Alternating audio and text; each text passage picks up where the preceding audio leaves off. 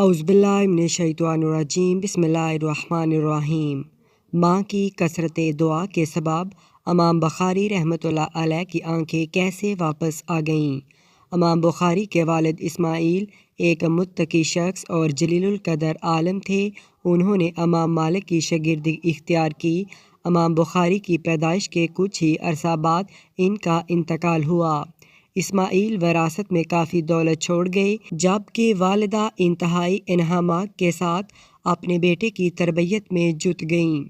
ان کی خواہش تھی کہ ان کا بیٹا ایک جلیل القدر عالم بن کر افق عالم پر چمکے اور اپنے علم سے تاریک دنیا کو منور کر دے، لیکن ان کی حسرت و یاس کا اس وقت کوئی ٹھکانہ نہ رہا جب ان کے بچے کے مستقبل میں ترقی اور ان کی تمناؤں کی تکمیل میں ایک بڑی رکاوٹ پیدا ہو گئی۔ بچپن ہی میں یہ بچہ اپنی بینائی سے ہاتھ دھو بیٹھا۔ اب نابینا ہونے کی صورت میں یہ بچہ حصول تعلیم کے لیے علماء کے درس میں شرکت سے معذور تھا اور نہ وہ حصول علم کے لیے دوسرے شہروں کا سفر اختیار کر سکتا تھا۔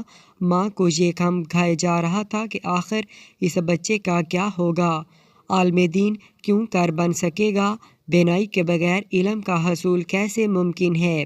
اس خواہش کی تکمیل کے لیے ایک ہی ذریعہ باقی تھا، ایک ہی راستہ باقی تھا، اور وہ راستہ دعا کا تھا۔ چنانچہ رب تعالیٰ نے ان پر دعا کے دروازے کھول دیے اور پورے اخلاص اور اچھی نیت کے ساتھ دربار الہی میں گڑ گڑا کر رونے لگیں اور اللہ رب العزت کے سامنے دست سوال دراز کر کے بچے کی بینائی کے لیے دعائیں مانگنے لگی۔ یہ دعائیں نہ جانے کتنی مدت تک ہوئی تھیں۔ ایک رات انہوں نے عجیب و غریب خواب دیکھا۔ حضرت ابراہیم علیہ السلام خواب میں نظر آئے، فرما رہے تھے، اے بی بی، تیری دعاؤں کی کثرت کے سبب اللہ رب العالمین نے تیرے بیٹے کی بینائی واپس کر دی ہے۔ جب وہ بیدار ہوئیں تو دیکھا واقعی ان کے بیٹے کی بینائی بحال ہو گئی ہے۔ ان کی زبان سے بے ساختہ یہ الفاظ نکلے، اے پروردگار، پریشان حال کی دعائیں تیرے علاوہ کون سن سکتا ہے اور کون ہے جو بندوں کی تکلیفوں کو دور کرتا ہے۔ امام المحدثین محمد بن اسماعیل بخاری کی والدہ محترمہ نے بیٹے کی بینائی لوٹ آنے کے بعد اس کی تعلیم و تربیت اس قدر محنت سے کی کہ رب تعالیٰ نے ان کے بیٹے پر علوم و فنون کے دروازے کھول دیے۔